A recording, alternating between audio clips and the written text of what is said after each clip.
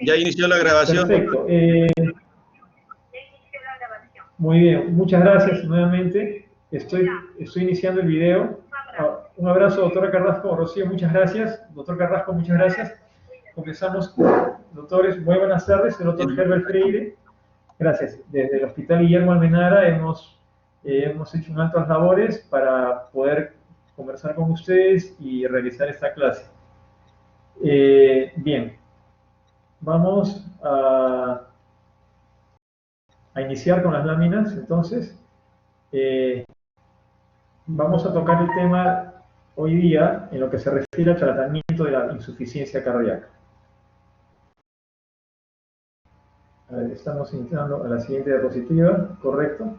La definición de falla cardíaca, ustedes ya lo saben, no vamos a ahondar en esto, puesto que ya han tenido una aula de ello, y voy a entonces simplemente decirles, pues, como ustedes ya saben, que es una discapacidad, ¿no?, del corazón para dar el volumen y mantener un gasto cardíaco adecuado ante las demandas requeridas por el organismo, debido a diversas causas que ustedes ya conocen también la fisiopatología, ¿no?, conocen las manifestaciones de esta que da insuficiencia cardíaca, ¿no?, básicamente disnea, edema, que puede llegar inclusive a una congestión pulmonar, a un shock, ¿no? También imagino que ya han revisado que esta falla cardíaca puede ser un primer episodio, puede ser recurrente, puede ser aguda, puede ser crónica, ¿no? Hay varios nombres por los cuales se conoce la falla cardíaca, ¿no?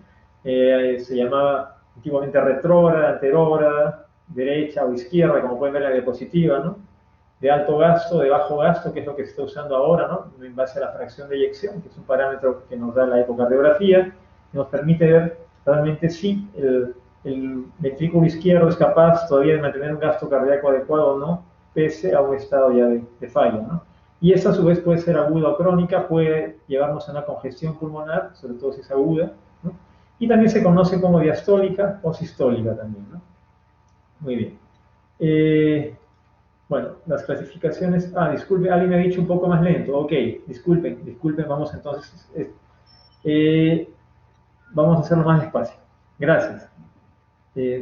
No recuerdo su nombre, Patricia. Muy bien. Tenemos los estadios de la insuficiencia cardíaca que aún son válidos, ¿no? Y se usan...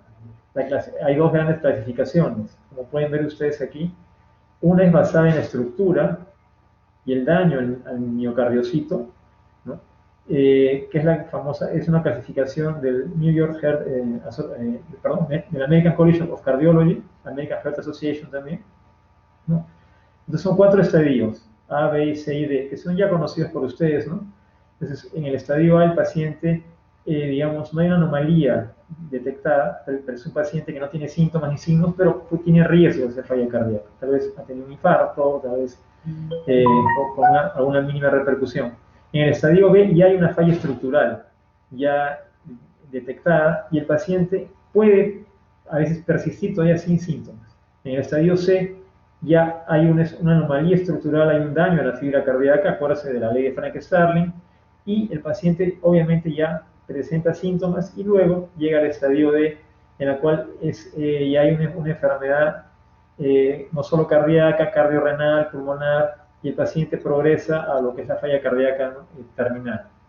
Esta misma clasificación, ¿no?, la podemos observar en la clasificación que es muy conocida por todos de la New York Heart Association, que es una clasificación funcional, no tanto estructural. Entonces, si en la diapositiva anterior, en la diapositiva previa, hablábamos clase funcional clase A, B, C y D, aquí vamos a llamar en números romanos clase 1, 2, 3 y 4, que es un paciente que, evaluando su funcionabilidad, pues no hay limitación a la actividad física, el ejercicio no le causa fatiga, no tiene disnea, palpitaciones, ¿no? En la clase 2 es un paciente que ya tiene una actividad, tiene síntomas, digamos, cuando hay una actividad física normal, ya le da cierta disnea, ¿no?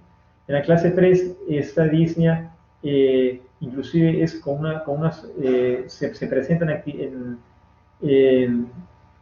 ¿cómo le explico?, en una actividad menor, pero ya hay síntomas mayores, mayor disnea, Y esto progresa hacia la clase 4, en el cual el paciente presenta síntomas, inclusive en reposo. Es un paciente que tiene disnea hasta para peinarse, para deambular, ¿no? Entonces, prácticamente es una correlación del avance de la enfermedad. Dicho esto, vamos, bueno, acá tengo una foto simplemente, eso ya lo han tratado, ¿no? Por ejemplo, imaginen un corazón normal. Este corazón es un paciente hipertenso, por ejemplo, entonces va a presentar una hipertrofia ventricular izquierda, ¿no? Entonces estamos en una insuficiencia cardíaca, en este caso, ¿no? Recuerdan la diapositiva previa, ¿no? Es una insuficiencia cardíaca que aún mantiene un gasto cardíaco, ¿no? Una fracción de eyección conservada, se llama diastólica, ¿no? En este caso causada por la hipertensión. En esta otra lámina, hacia el lado derecho, vemos un ventrículo, ¿no?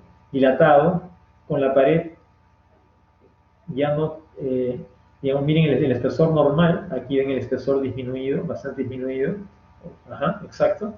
Entonces, es un ventrículo, por ejemplo, un paciente con una coronariopatía isquémica crónica que ha ido dilatando, ¿no? Entonces, es un paciente con una falla cardíaca sistólica o de bajo gasto, correcta fracción de eyección reducida. Y no solamente se va a ver en la fracción de eyección, aparte puede haber problemas coronarios, que probablemente sea la causa, y al dilatarse, por ejemplo, aquí, observen ustedes los pilares de la válvula mitral, acá, ¿no? Entonces, aquí están más separados, puede haber una insuficiencia mitral secundaria a la falla cardíaca, a la insuficiencia coronaria. Entonces, son mecanismos diferentes de falla cardíaca, ¿no? Ven ustedes, que eso me imagino ya lo han tratado en la clase de fisiopatología, ¿correcto? Bueno, causas de la insuficiencia cardíaca como tal, tenemos múltiples. Las más conocidas, la enfermedad coronaria, ¿no? Sea de su etapa aguda o crónica, la hipertensión, como ya lo mencionamos, por ahí miocardiopatías también, ¿no? Que nos van a dar también, digamos, hipertrofias cardíacas, dilataciones, ¿no? ¿Correcto? Por ahí también se menciona falla cardíaca por toxinas, fármacos, ¿no? Cocainómanos, ¿correcto?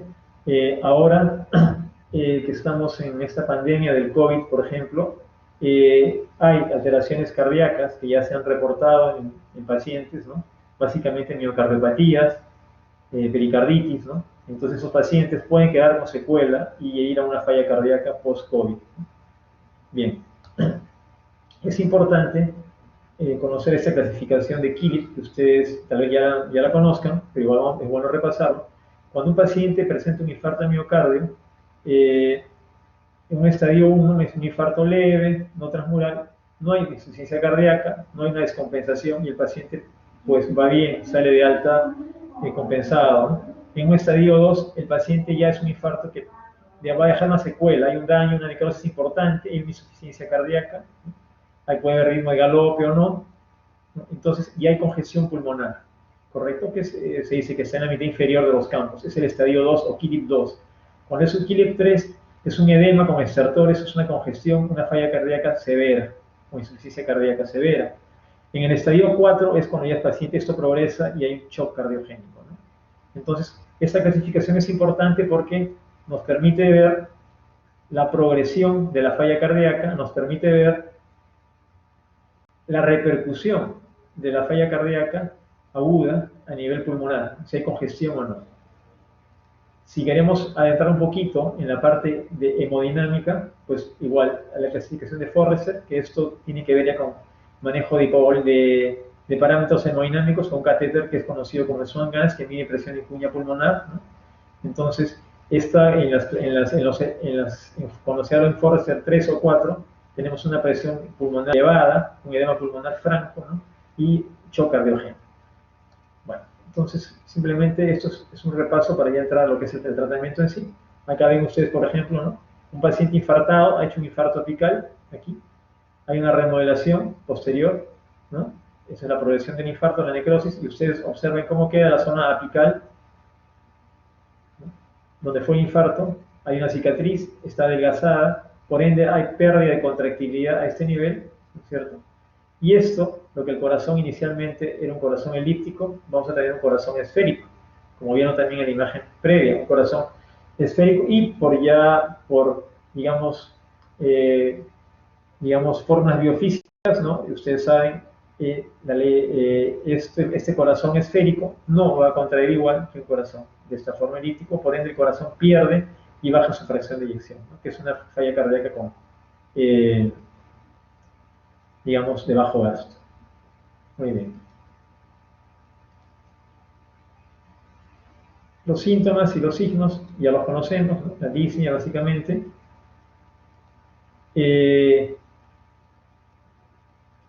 Sí, no sé si podemos dejar las preguntas para el final, si fuera posible, por favor. Gracias. Bueno, entonces, gracias. Aquí en esta diapositiva básicamente lo que vamos a ver es rápidamente el diagnóstico, ¿no? El diagnóstico precoz, lo que quiero recalcar es el péptido natriurético atrial, ayuda mucho para tener una idea de si el paciente está entrando en una falla cardíaca, porque en una radiografía de tórax también parece congestión, y obviamente lo importante es la clínica, ¿no? La clínica es mandatoria. Bueno, entonces ya ustedes saben, ¿no? Como han mencionado, exploración física, radiografía de tórax, un electrocardiograma, una ecocardiografía para ver cómo es el corazón, ¿no? Y luego los péptidos natriuréticos para ver pues, si estamos con una insuficiencia cardíaca. Para no salirnos del tema, entonces, eso es prácticamente lo mismo, no vamos a tratar eso. Vamos a entrar ya de lleno a lo que es la clase. Entonces, ¿cuál es el objetivo? Ustedes ya dominan lo que es falla cardíaca, fisiopatología, tipos, lo han estudiado previamente y ahora hemos hecho un repaso así muy sucinto para llegar al tratamiento. Los objetivos del tratamiento, obviamente, tienen que ser aumentar la sobrevida del paciente, ¿no? Y luego les voy a explicar por qué es tan importante esto. Disminuir su morbilidad, aumentar su capacidad para el ejercicio, bajar los cambios neurohormonales en él, que son la base, ¿no? del sistema, el eje RMG-angiotensina-aldosterona, que es el eje en el cual, digamos, se inicia esta fisiopatología de que ya ustedes dominan, ¿no? De la falla cardíaca. La progresión crónica, de la progresión de estos síntomas, hay que disminuirlos, ¿no? Y dar al paciente calidad de vida, ¿no? Esto que está acá es muy importante. O sea, darle sobrevida, pero con calidad, ¿no? Calidad significa que mejore su capacidad para el ejercicio, que tenga menos reincidencia, menos rehospitalizaciones, ¿correcto? Bien. Entonces, el tratamiento, básicamente, el primer tratamiento, obviamente, lo hacemos todos nosotros, sean cardiólogos o no. El primer tratamiento es la prevención, ¿no? Es enseñar al paciente, a la población, a tener estilos de vida sanos, comer bajo en sal, realizar alguna actividad aeróbica importante, cuidar el peso, ¿no? Entonces, de esa forma prevenimos que el paciente llegue a un infarto, sea hipertenso, quitar factores de riesgo para esas enfermedades, ¿no? Para diabetes, para obesidad, para hipertensión, etc., ¿no? Una vez que, bueno, ya tenemos al paciente que no se pudo prevenir y llegó hipertenso, llegó e hizo un infarto, entonces tenemos ahora que ver cómo orientamos su tratamiento. ¿Ok?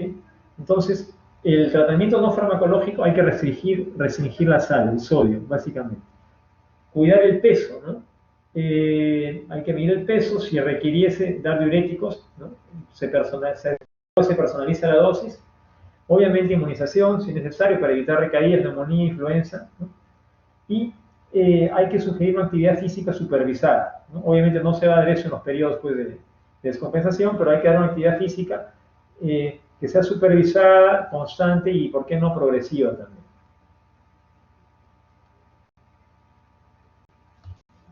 Perdón, creo que me adelanté un poco, disculpen. Estamos acá. Entonces, en el tratamiento no farmacológico, además de los ya mencionados agravantes, ¿no? Hay que tratar arritmias, que es compensar tratar infecciones, tratar cuadros hormonales, por ejemplo, tipo hipertiroidismos, hipotiroidismos también, hipertensión, etcétera, obesidades, infecciones tipo endocarditis, etcétera. Hay que educar al paciente, ¿no? Como ya se mencionó, que conozca sus síntomas, que entienda la gravedad de su enfermedad. Quien tiene insuficiencia cardíaca es un paciente cuya sobrevida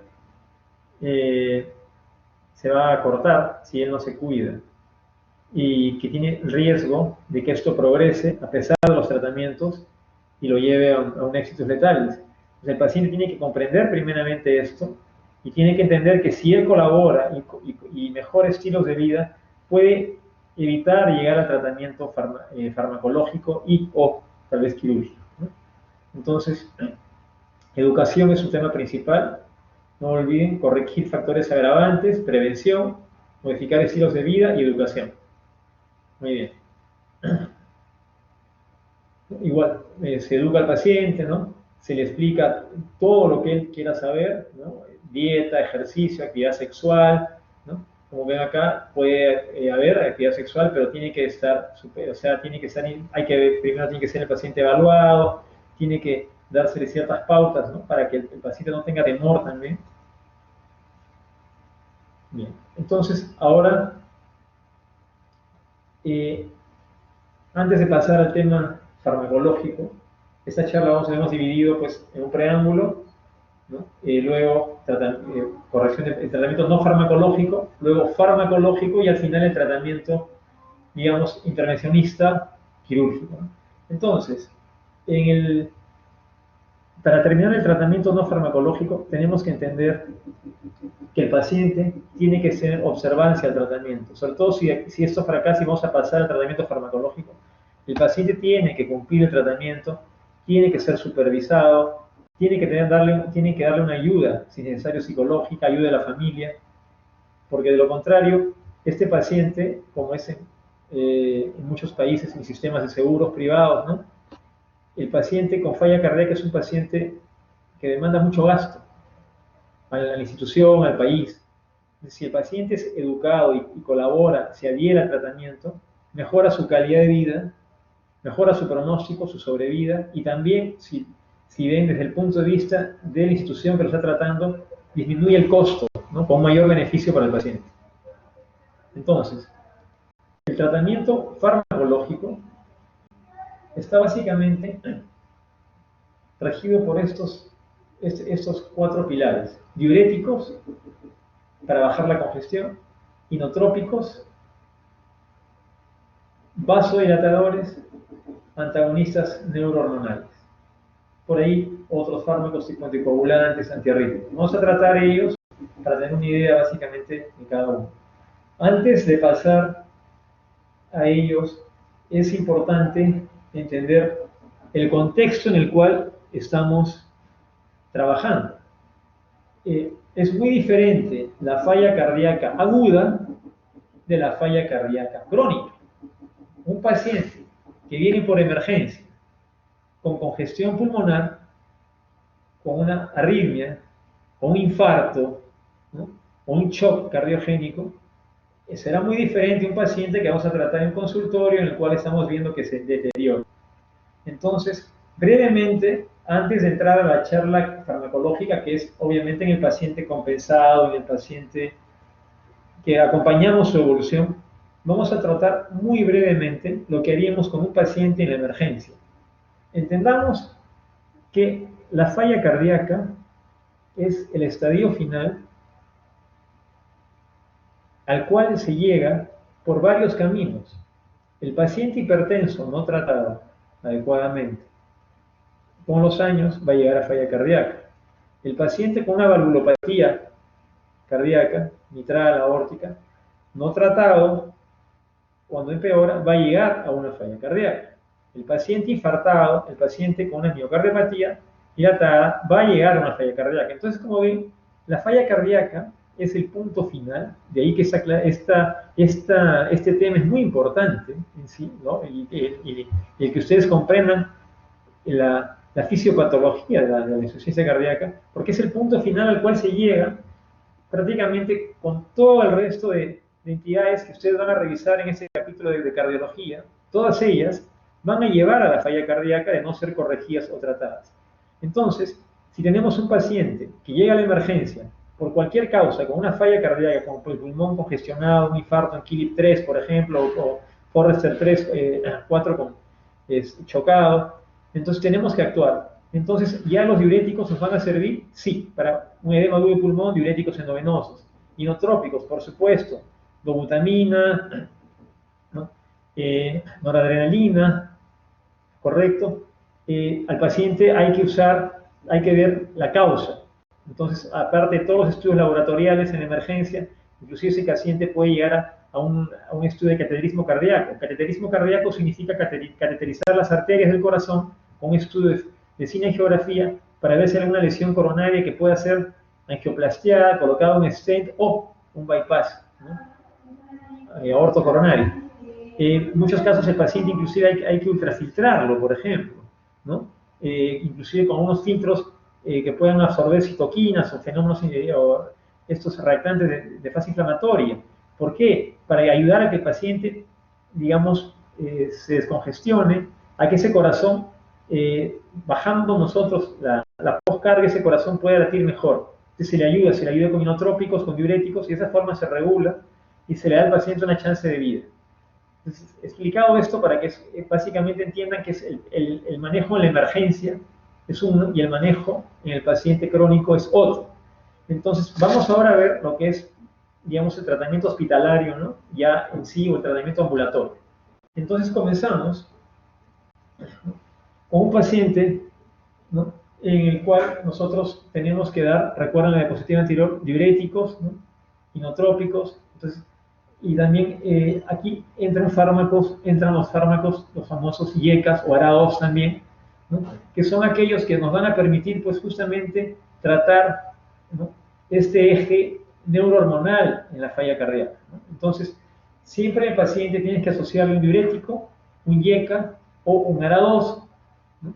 Por ahí un betabloqueador dependiendo ya de la patología, puede ser una digoxina, una espironolactona, dependiendo cómo está la función renal, etcétera, etcétera, etcétera. Vamos a ir poco a poco viendo algunas cosas. Bien. Entonces, aquí tenemos, por ejemplo, los diuréticos, ¿no?, más usados. Ustedes saben que son, bueno, la furosemida, diuréticos de asa, ¿no? Vienen en ampollas de 20 miligramos y en presentación oral, tabletas, ¿no?, de 40 miligramos. Se puede usar esto. Todo el tratamiento de la falla cardíaca es personalizado. No hay una receta. Eso sí tenemos que entenderlo y tenerlo muy claro, ¿no? No es como quien da un antibiótico o en fin, una receta ya programada, un esquema terapéutico. Aquí hay esquemas, pero igual todo tiene que ser personalizado al paciente. Entonces, la furosemida puede, como ustedes ven, pueden darse a una dosis de 400 miligramos al día o 80 miligramos endovenoso. Generalmente se inicia con 20 o 40 miligramos una o dos veces al día, ¿no? Y se va viendo la respuesta, se controla el peso del paciente, la sintomatología. Bien, puede usarse también tiazidas, la más común, hidroclorotiazida, ¿no? ¿Ok? Se usa 25 miligramos al día, ¿no? Puede llevarse una dosis hasta de 100 miligramos al día. Bien, tenemos también los IECAS, ¿no? Tenemos, bueno, ustedes ya conocen el Alapril, ¿no? Puede usarse 2 veces al día, 10 miligramos hasta 20 miligramos. Tenemos los beta bloqueadores, los beta 2 selectivos, bisoprolol, carvedilol, ¿no?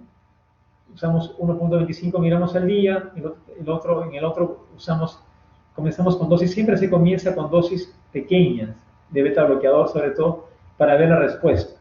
Y generalmente el beta bloqueador no se usa solo, generalmente se inicia con un diurético asociado a un IECA o un ARA2. Después puede asociarse un beta bloqueador de no haber contraindicación, de no haber asma, de no haber alguna otra alteración. Bien, si el paciente es cardíaco, coronario, tenemos que usar un nitrato, ¿no? Generalmente isosorbida, 10 miligramos cada 8, ¿no? Y condicional sublingual.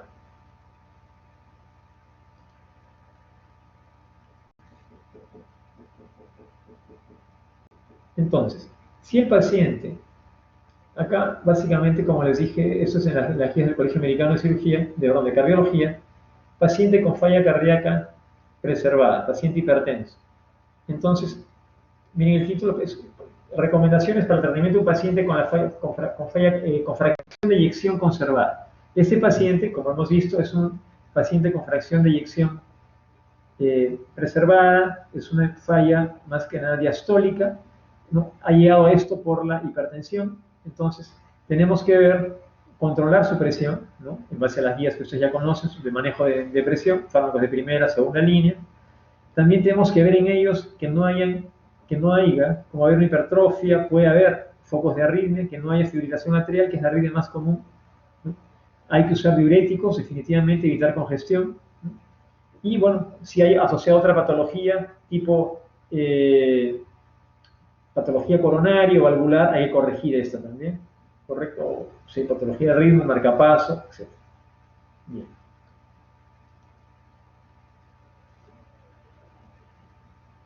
Eso ya he mencionado, los diuréticos.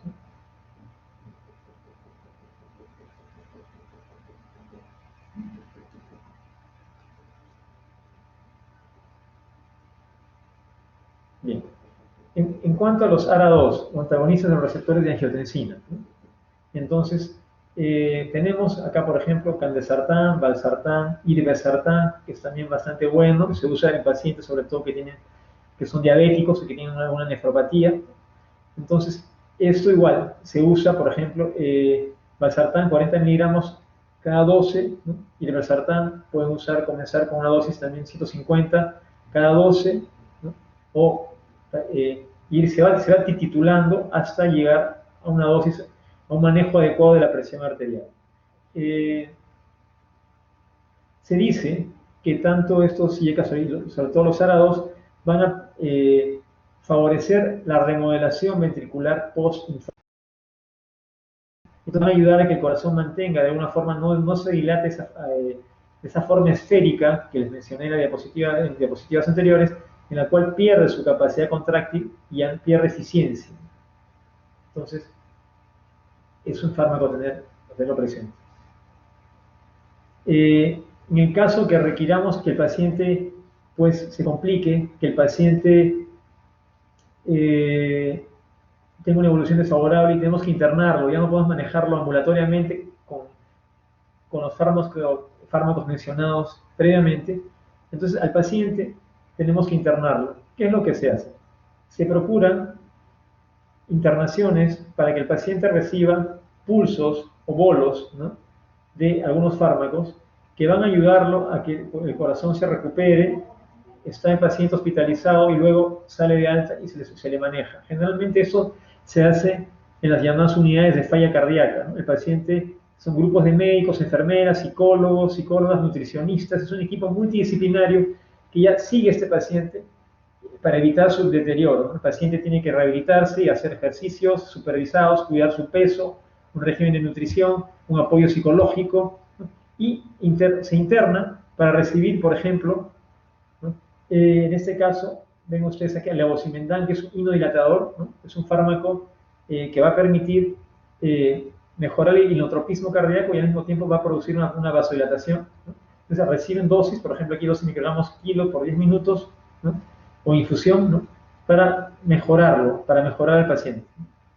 Entonces, es así como se maneja al paciente, digamos, que tiene falla cardíaca. Puede asociarse dobutamina, dopamina, dependiendo de las dosis, si hay una descompensación. El paciente con falla cardíaca, cuando ya está en un estadio de New York Heart Association 3 o 4, sobre todo el paciente ya entra a hospitalizaciones recurrentes, ¿no?, seguidas. Es un paciente que ya no puede estar en casa solo porque va a requerir ayuda, ¿no? Es un paciente que se deteriora. Y el pronóstico de esos pacientes, una vez que ya están en ese estadio, su sobrevida generalmente no sobrepasa los 5 años. Por eso que es tan importante que ustedes eduquen al paciente, que ustedes le hagan comprender cuando está al inicio de este camino que se llama falla cardíaca, que si él no se cuida y no se adhiere al tratamiento, se va a deteriorar y va a recorrer ese camino muy rápido y va a llegar prácticamente a un estadio 4 con muy pocas opciones para él.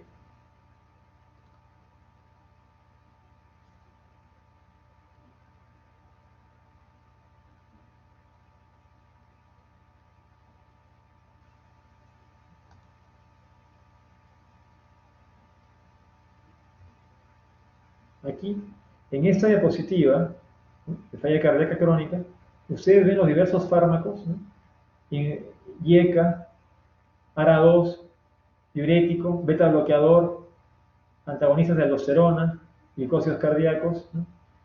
Y ven ustedes cómo, conforme progresa la clase funcional, 1, 2, 3 o 4, vamos a ir indicando todos ellos. Entonces comenzamos con un IECA, ¿correcto? Si el paciente amerita, se le da un ARA2. Si el paciente no mejora, hay que agregar un diurético. Si el paciente no mejora, hay un infarto miocárdico, hay que agregar o la causa inicial fue un infarto miocárdico, hay que iniciar un beta bloqueador de inicio. ¿Okay? Si el paciente empeora, entonces tenemos que asociar tal vez una antagonista de aldosterona. ¿Por qué no glicósidos cardíacos si se empeora también, si hay una arritmia cardíaca, por ejemplo? Hay lo que se llama la terapia de resincronización, ¿no? Cuando, digamos, tenemos arritmias, se puede considerar también. En la clase 3, por ejemplo, un QRS mayor a 0.12. ¿no? Y también tenemos un desfibrilador implantable. Cuando hay arritmias malignas, hay que usarlo porque si no el paciente puede tener una muerte súbita. Entonces, ven ustedes, conforme hay un empeoramiento en la clase funcional, tenemos que usar recursos, ¿no?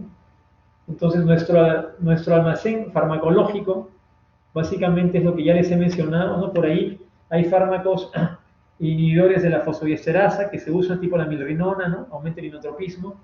Tenemos inhibidores directos de la renina que ya están ahora, digamos, entrando, ¿no? en el mercado y a tallar el alisquirén, ¿no? Que, como ustedes recuerdan, en el eje renina-angiotensina-aldosterona, la renina es el estadio inicial, justamente se está atacando allí, ¿no? Allí, ¿no? Para de alguna forma cortar o mejorar este círculo vicioso neurohormonal, ese estímulo neurohormonal patológico, ¿no? También por ahí hay análogos del péptido natriurético B, ¿no? Como la nesiritida. Entonces, ella va a fomentar la diuresis, vasodilatación, por ende baja la poscarda, baja la resistencia vascular sistémica, ¿no? Y mejora el gasto cardíaco, ¿correcto? Bien. Ahora,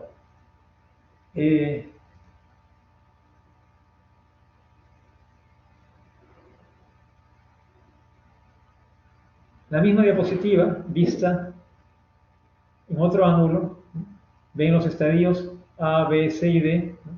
Y ven ustedes cómo el paciente va progresando, cómo hay daños estructurales, ¿no? Hay síntomas, ¿no? Ya irreversibles. Una vez que hay un daño estructural, ya no hay una vuelta atrás, el paciente ya no revierte, hay que mantenerlo en el estadio B y evitar que pase al C, pero ya hay un daño estructural. Y la terapia, como les mencioné, ¿no? Primero corregir factores de riesgo, factores tipo tabaco, etcétera, ¿no? Dislipidemias, ¿no? Se usa todo el arsenal farmacológico, ¿no? Hasta que llegamos a la clase C y pasar a la clase D, en la cual ya en la clase D no tenemos más que ofrecerle farmacológicamente, ¿ok? Entonces, tenemos un paciente,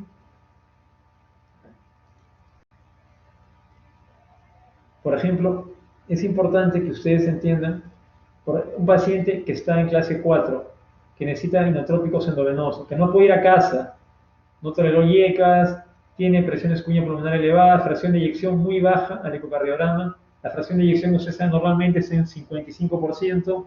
Estamos hablando de fracciones de 20%, paciente que se cansa al hablar, tiene disnea al hablar, al moverse, al peinarse, ¿no? Su resistencia vascular sistémica es elevada, ¿no? Ahí ya todo el eje neurohormonal está alterado, catecolaminas elevadas, hiponatrénico, hay un síndrome cardiorrenal, hay arritmias, ¿no? Alteraciones también pulmonares. Entonces, este paciente, miren cómo su pronóstico, ¿no?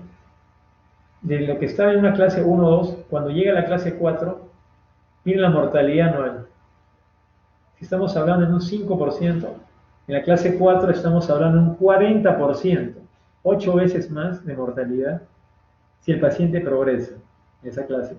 Por eso es importantísimo tratar al paciente cuando está aquí y antes, inclusive, prevenir, ¿no es cierto? Bien. Entonces, evitar que nuestro paciente llegue acá, porque una vez que llegue aquí, farmacológicamente lo que podemos ofrecerle es inicialmente va a haber respuesta, pero con el tiempo se va a deteriorar más el miocardio y ya no va a haber una buena respuesta. Entonces, en estos pacientes que están en la clase 4, ya no te podemos ofrecer un tratamiento farmacológico. Además de él, que se supone que ya lo ha tenido ya la prevención, el tratamiento no farmacológico, corrección de factores de riesgo, tratamiento farmacológico, ahora tenemos que llegar al tratamiento de intervencionismo, o sea, hacer algo más aparte del tratamiento farmacológico. Y esa es la última parte de nuestra charla. Entonces, hay lo que se llama la asistencia ventricular. Entiendan ustedes, volviendo a la definición, ¿no? La falla cardíaca es la incapacidad del ventrículo izquierdo, en este caso, más importante, ¿no? Pero también hay falla derecha, de poder dar un gasto cardíaco adecuado a las demandas del organismo, ¿correcto? Entonces, vamos a tener que usar dispositivos que nos permitan, de alguna forma, suplir ese gasto, ayudar a ese corazón, dependiendo de la causa, ¿no? Entonces, uno de esos dispositivos es el famoso balón de contrapulsación intraórtico. ¿Qué cosa es? Es un catéter, ¿no? Que se coloca generalmente por vía femoral, arterial, puede ser también subclavia. Si bien venimos por vía femoral, atravesamos la arteria femoral, arteria ilíaca, se coloca por una punción, ¿no? O por disección directa, subimos por aorta y lo colocamos más o menos, ¿no? Unos centímetros debajo de la emergencia de la arteria subclavia izquierda. Entonces, ¿qué va a hacer ese catéter? Cuando el corazón contrae en sístole, el balón, es un catéter que tiene un balón en la punta, se desinsufla y permite que, obviamente el flujo sanguíneo baje hacia la economía. Cuando el corazón es en diástole, el catéter se insufla y da un flujo retrógrado que permite irrigar las coronarias. Estas son las arterias coronarias que están aquí, ¿no? En nacimiento de la raíz de la aorta. Con esto va a permitir una mejor irrigación y una mejor dinámica miocárdica. ¿Sí? Entonces, este dispositivo se sincroniza con una consola, se sincroniza el electrocardiograma de tal forma que cada vez que el paciente contrae y entra en sístole y diástole, el balón acompaña, ¿no? Con esto se disminuye la poscarga y permitimos digamos, una mejora en lo que es la falla cardíaca. Obviamente, lamentablemente, ese dispositivo no puede estar mucho tiempo. Tiene complicaciones, puede desprender alguna placa en la aorta, ese paciente puede tener problemas y puede ir embolizar, puede haber isquemia distal también en extremidades. Entonces, pueden dar también otras alteraciones. El balón generalmente es un dispositivo de apoyo, ¿no? Se va inicialmente una contracción a una, después se va bajando cada 2 contracciones, una insufla, luego cada 3, insufla y se insufla. Lo ideal es tenerlo tal vez unos días, no más de unos 3 o 5 días para evitar, ¿no? Otras complicaciones. El paciente con falla cardíaca, con miocardiopatía, corazón dilatado, también tiene arritmias malignas. Entonces, en este caso, como se mencionó anteriormente, se puede colocar un cardiodefibrilador implantable o se puede hacer lo que se llama la terapia de resincronización ventricular. Quienes se encargan en este caso de esto son los cardiólogos. Hay una subespecialidad que se conocía como la electrofisiología, ¿no? Entonces, ustedes ya conocen el sistema de conducción, ¿no? Entonces lo que se hace es, se colocan electrodos, ¿no? En los ventrículos, ¿correcto? Ventrículo izquierdo, ventrículo derecho, ¿no? ¿Okay? ¿Ya? Y esos electrodos van conectados a un marcapaso externo, una fuente de poder, ¿no? Entonces, con esto se regula por telemetría y se intenta estimular para mejorar la contractibilidad en caso que haya una arritmia, un bloqueo, una excitación, para mejorar la contractibilidad y regular. Inicialmente esto es muy bueno, al igual que el balón intraórtico, pero con el tiempo estos electrodos, el organismo los va englobando, va creando, hay una cicatrización, fibrosis, y ya no hay una buena captación y no hay una buena respuesta tampoco. Entonces también no es una terapia, digamos, que nos va a permitir dejar al paciente de por vida con esto, ¿no? Pero es una opción para, digamos, sacarlo en una etapa tal vez y poder ayudarlo después con otros dispositivos, ¿no? También mencionamos el cardiodefibrilador implantable, ¿no? Cuando el paciente tiene una arritmia maligna, igual se coloca ese dispositivo, igual que el anterior, solamente que en este caso es un desfibrilador que va a permitir dar una descarga cuando el paciente entra en una fibrilación ventricular, por ejemplo, ¿no? Entonces, y como ustedes saben, la FB es una arritmia maligna, tiene que ser descargado. No siempre tenemos desfibriladores en muchos lugares, ¿no? El paciente está en la vía pública, en otros lugares, entonces es muy útil, ¿no? En este caso, tener ese dispositivo en el paciente que esté indicado para, digamos, de alguna forma, cuando tenga la arritmia, que pueda haber una descarga y no pierda la vida. Entonces, eso se coloca así en el ventrículo con electrodos. Internamente se hace una punción en la vena, se pasan los electrodos, igual que en la resincronización, y aquí se hace una incisión, digamos un bolsillo, a nivel subclavicular, ¿no? En este lado, y se introduce por encima del músculo pectoral, en este caso, ¿no?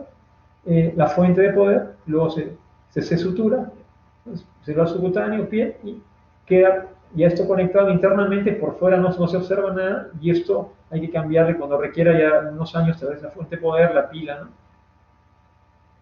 Otra alternativa para el paciente con falla cardíaca en estadio 4.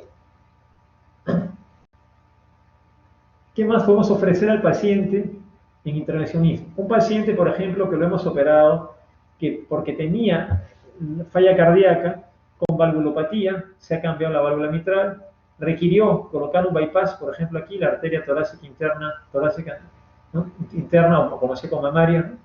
A la izquierda, en la descendente anterior, que es la arteria principal del corazón. Acá un bypass con vena, por ejemplo, ¿no?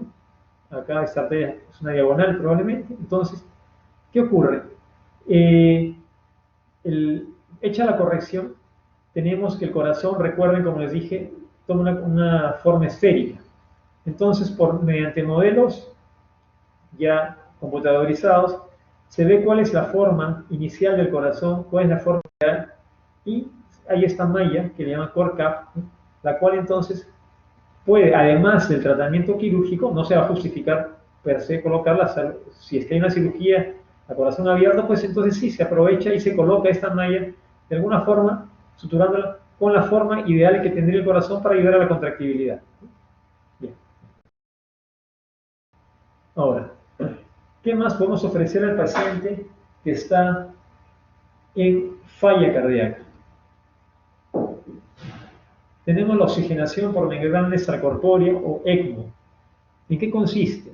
Recuerden ustedes, no, disculpen, si recuerden, cuando ustedes lleven su curso de cirugía cardíaca, sobre todo, para el empleo de la cirugía cardíaca se usa la máquina corazón-pulmón. Quiere decir que la sangre del paciente es drenada por unas cánulas, ¿no?, que se conectan en la aurícula derecha, es llevada a una máquina que tiene unas bombas de rodillo o bombas centrífugas, es oxigenada por un reservorio, una membrana, ¿no?, y luego es nuevamente esta sangre oxigenada devuelta al paciente por una cánula que se coloca generalmente en la arteria aorta.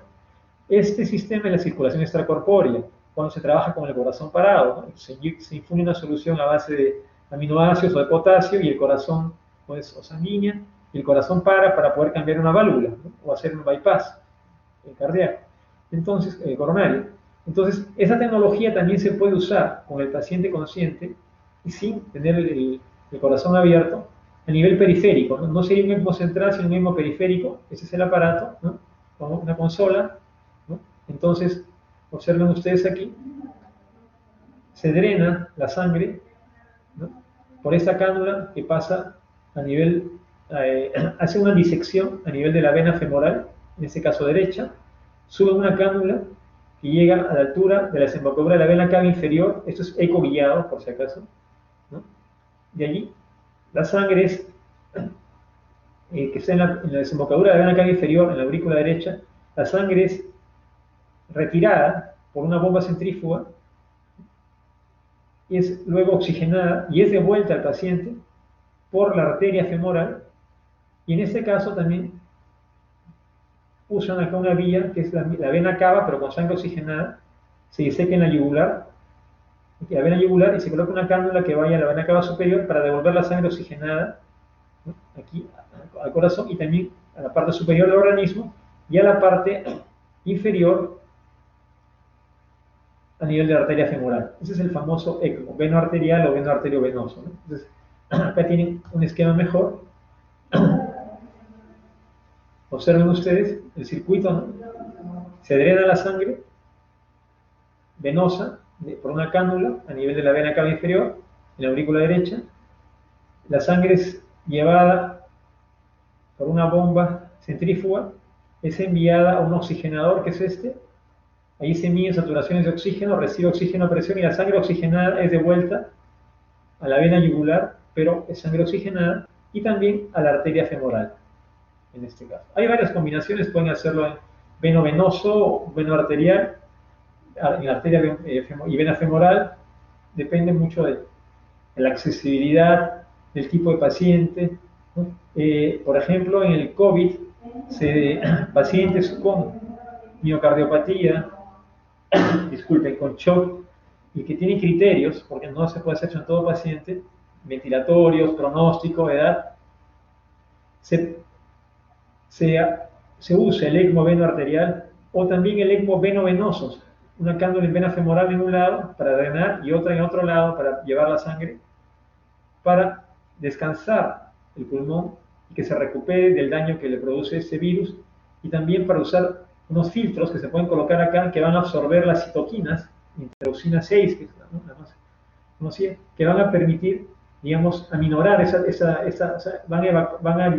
van a absorber, vamos a retirar esas toxinas, esas citoquinas producidas en esa tormenta de citoquinas, esta reacción inflamatoria exacerbada que produce el virus, van a ayudar también en esto para tratar, preservar el pulmón y recuperar al paciente.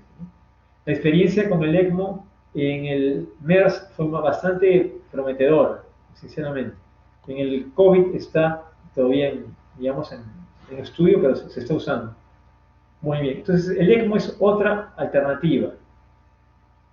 Otra alternativa más a esto, porque esto es temporal, puede usarse 7 días, tal vez 30 días, cuando mucho.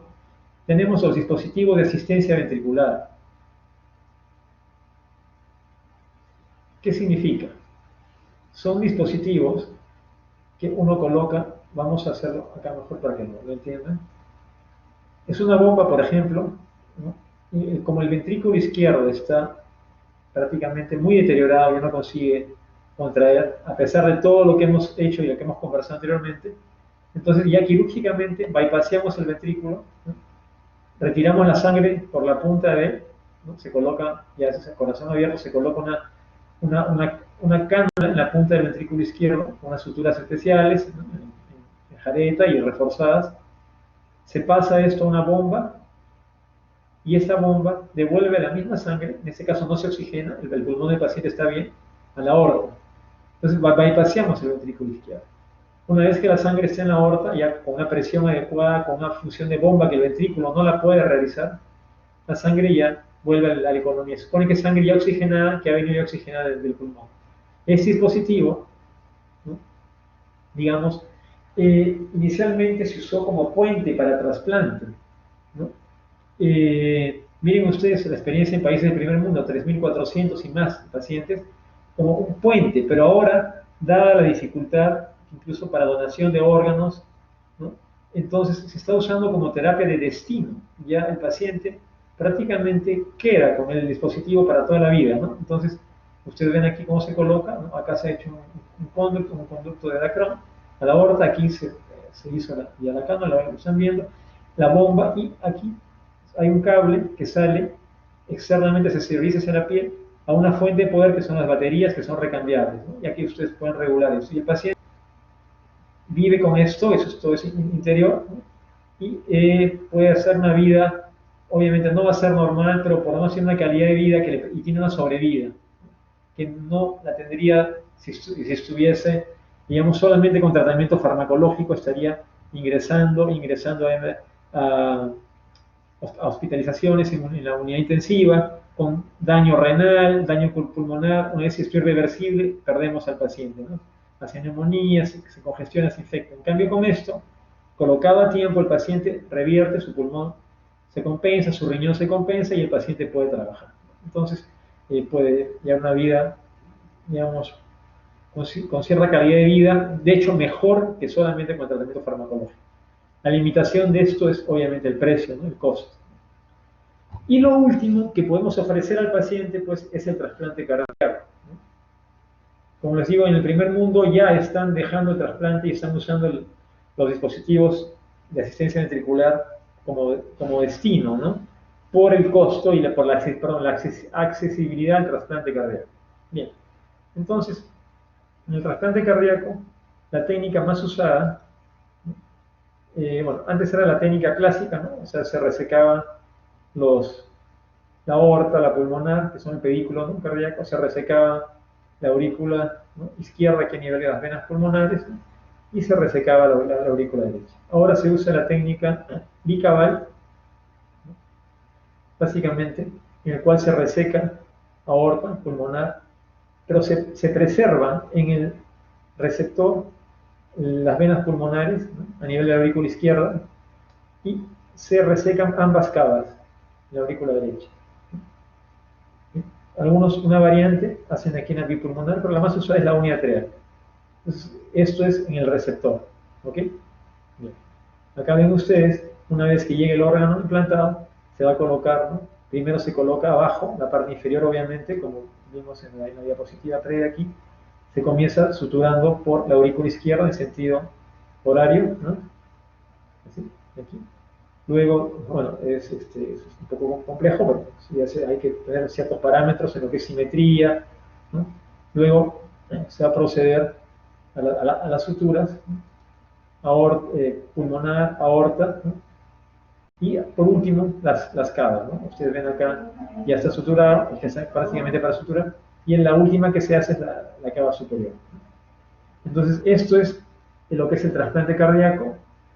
Una vez que ya eso se hace con extracorpórea, corazón parado, ¿no? Y una vez que ya se ha conectado, el corazón obviamente está denervado, ¿no? Porque se ha cortado la estimulación, ¿no?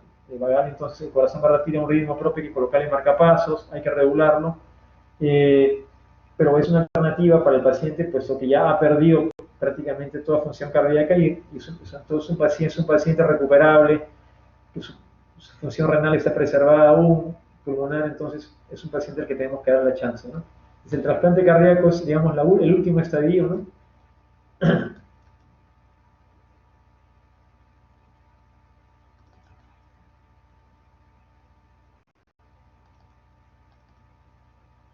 Bueno, ese es un video, infelizmente no está corriendo, donde se observa que al desclampar el corazón, ¿no? Se clampa la aorta, se desclampa, y el corazón comienza a latir a ritmo propio, ¿no? Lamentablemente no lo puedo correr acá. Bien, doctoras, muchas gracias. Quedo atento a sus preguntas. Gracias. Muchas gracias, Freddy, por tu exposición. Rocío, ¿cómo estás? Nuevamente, buenas tardes. Muchas gracias por tu exposición. No sé si los alumnos tendrán algunas preguntas. Ya he coordinado que las diapositivas las vamos a enviar a sus delegados. Sí, no se preocupen que ya la clase se las voy a pasar. Sí, no se más bien, por favor,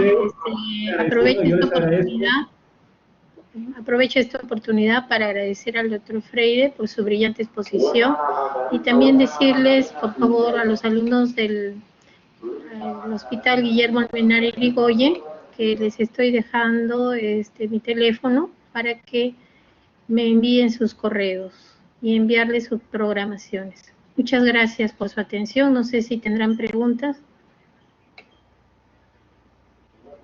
Gracias a todos ustedes. Es una pena pues que no pueda verlos presencialmente. No pueden venir aquí, no deben venir. Estamos en un hospital que cada día tenemos más pacientes COVID, entonces, pero es bueno saber que ustedes están allí, que se están preparando, que ustedes, futuros colegas, pues van a tomar la posta, ¿no? Y es importante que se preparen, que estemos todos bien preparados y con buen ánimo para seguir adelante. Un gusto, sinceramente, estar con ustedes y estamos a su disposición para lo que gusten. Doctora Rocío Carrasco, muchas gracias. Muchas gracias, colegas, muchas gracias. Doctor Carrasco, muchas gracias también. Muchas gracias, doctor Carrasco. Rocío, tú dirás cómo hago para enviar la diapositiva o te la... Gracias, doctor. Gracias. Ya Gracias, te doctor estoy Carrasco. llamando más tarde. Muchas gracias, A doctor Carrasco. usted, Hemos doctor. concluido y vamos Gracias, a doctor asignar Freire. las Muchas diapositivas al delegado. A usted, doctor, gracias. Sí, Rocío, entonces vamos a ver, me indicas para cargarla